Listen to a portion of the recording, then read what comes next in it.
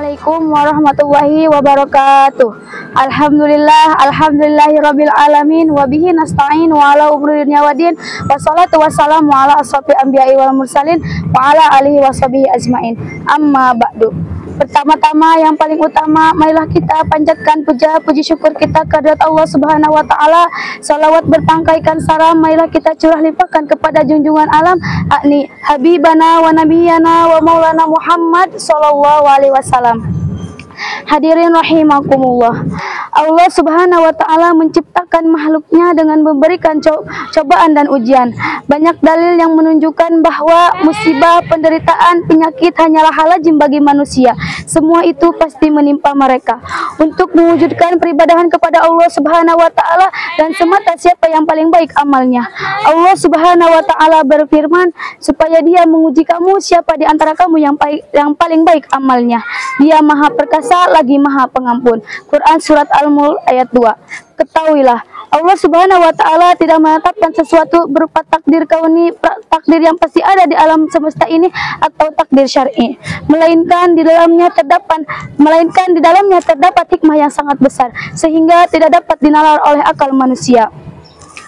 Ketika Allah Subhanahu wa taala memberikan ujian berupa penyakit, maka seorang muslim wajib berikhtiar untuk kesembuhannya dengan secara maksimal. Dalam mengobati penyakit yang dideritanya, seorang muslim wajib meyakini bahwa obat dan dokter hanyalah sarana kesembuhan. Yang menyembuhkan penyakit hanyalah Allah Subhanahu wa taala. Sebagaimana firman-Nya, jika Allah menimpakan suatu kemadaratan kepada kamu, maka tidak akan ada yang menghalanginya kecuali Dia. Quran surat Yunus ayat 107. Dalam berikhtiar atau berusaha mengobati penyakit tersebut, seorang muslim dilarang dengan cara-cara yang haram atau musyrik, seperti pengobatan yang terlarang atau barang-barang yang haram. Karena Allah Subhanahu wa taala tidak menjadikan satu penyembuhannya dengan barang yang haram. Rasulullah Shallallahu alaihi wasallam bersabda, sesungguhnya Allah telah memberikan penyakit dan obatnya, maka berobatlah dan jangan berobat dengan obat yang terlarang. Hadis riwayat Ad-Daulabi disahihkan oleh Syekh Albani dalam silsilah Al-Hadis As-Sahih nomor 1633. Tidak boleh juga pengobatan dengan hal-hal yang musyrik seperti pengobatan alternatif dengan cara mendatangkan dukun, tukang sihir, paranormal atau orang pintar menggunakan jin. Pengobatan dengan jarak jauh sehingga tidak sesuai dengan syariat dapat mengakibatkan jatuh ke dalam perbuatan musyrik dan dosa besar yang paling besar. Rasulullah Shallallahu alaihi wasallam bersabda, barang siapa yang datang kepada dukun, tukang ramal atau paranormal, lalu ia menanyakan kepadanya sesuatu, maka tidak akan diterima sholat selama 40 malam. Hadis riwayat Muslim. Bahkan jika ia mempercayainya, Rasulullah Shallallahu alaihi wasallam bersabda, barang siapa yang datang kepada dukun, orang pintar atau paranormal, lalu ia mempercayai apa yang diucapkannya, sungguh ia telah kafir dengan apa yang telah diberikan oleh Nabi Muhammad Shallallahu alaihi wasallam.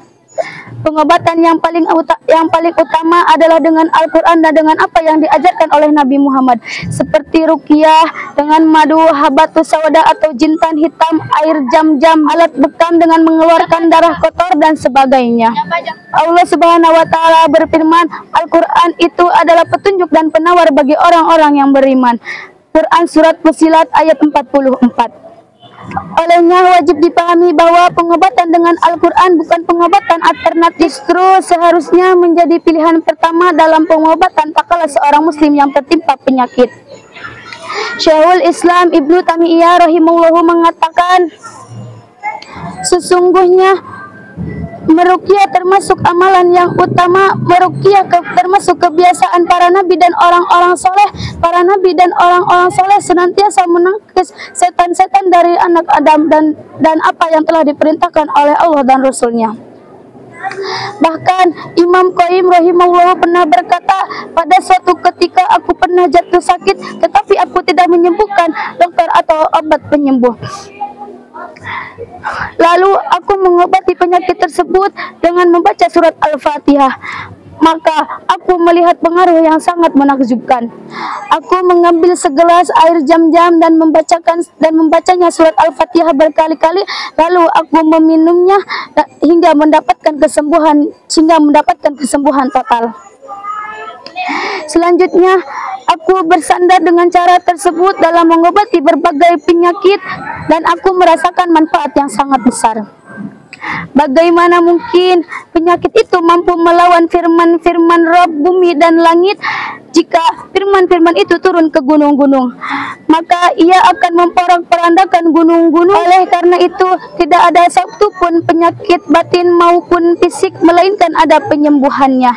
Allah Subhanahu wa Ta'ala berfirman, "Hai sekalian manusia, sesungguhnya telah datang kepada kalian pelajaran dari Rabb kalian dan penyembuhan bagi penyakit yang berada di dalam dada kalian, dan petunjuk serta rahmat bagi orang-orang yang beriman." Quran Surat Yunus ayat 57. Apa itu ruqyah? Sebagaimana yang telah disinggung di atas, ruqyah dengan huruf ra di hamah adalah bacaan untuk pengobatan yang syar'i, untuk melindungi diri dari penyakit. Ruqyah dengan ayat-ayat Al-Quran atau doa-doa yang telah diajarkan oleh Rasulullah SAW. Ruqyah termasuk bagian dari doa, hanya saja umumnya untuk memohon perlindungan dari gangguan sesuatu yang tidak diinginkan. Ibnu Atsir rahimahullahu mengatakan, ruqyah adalah doa memohon perlindungan yang dibacakan untuk orang yang sedang sakit seperti demam, kerasukan dan penyakit lainnya. Bagaimana kita meruqyah? Dalam menjadikan ruqyah sebagai pengobatan, seorang muslim semestinya mengetahui adab dan tata cara yang benar dan tidak menyinggung dari kaidah syar'i. Ada beberapa adab yang mesti diperhatikan. Pertama, mengikhlaskan niat dan menghadapkan diri kepada Allah Subhanahu wa Ta'ala saat membaca dan berdoa. Kedua, setiap muslim wajib meyakini bahwa kesembuhan datangnya dari Allah Subhanahu wa Ta'ala. Ketiga, ruqyah harus dengan Al-Quran atau hadis dan nama dari sifat Allah dan bahasa Arab yang dapat dipahami. Keempat, membaca surat Al-Fatihah dengan meniupkan anggota tubuh yang terkena penyakit. Demikian juga membaca surat Al-Falaq, An-Nas, Al-Ikhlas, Al-Kafirun dan seluruh Al-Quran yang pada dasarnya untuk meruqyah. Kelima, menghayati makna yang terkandung dalam bacaan Al-Quran dan doa yang sedang dibaca. Keenam, orang yang meruqyah hendaknya memperdengarkan bacaan ruqyahnya baik berupa ayat Al-Quran atau doa dari Nabi, supaya penderita merasakan manfaat bahwa ruqyah yang dibacakan sesuai dengan syariat. Ketujuh, meniup pada tubuh orang yang sakit di tengah-tengah pembacaan ruqyah. Masalah ini menurut Syekh Utsman rahimahullah mengatakan mengandung kelonggaran, caranya dengan tiupan yang lembut. Aisyah radhiyallahu anha pernah ditanya tentang tiupan Nabi dalam meruqyah. Ia menjawab, seperti tiupan orang yang sedang memakan kismis, tidak ada air ludah yang keluar. Hadis riwayat Muslim. Kedelapan, mengusap orang yang sakit dengan tangan kanannya.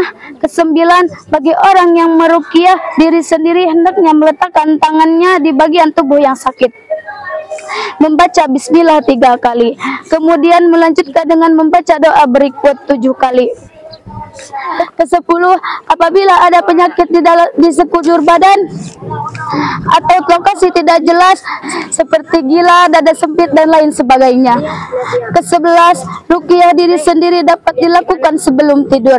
Ke-12, ruqyah ketika terluka dapat dilakukan dengan cara mengambil ludah dengan 1 jari, kemudian meletakkan di tanah. Selanjutnya meletakkan campuran ludah di tanah ini di bagian luka sambil membaca doa, karena mencegah lebih baik daripada mengobati. Oleh karena itu, seorang muslim seharusnya menjaga diri semaksimal mungkin dengan hal-hal yang telah disyariatkan oleh Allah Ta'ala.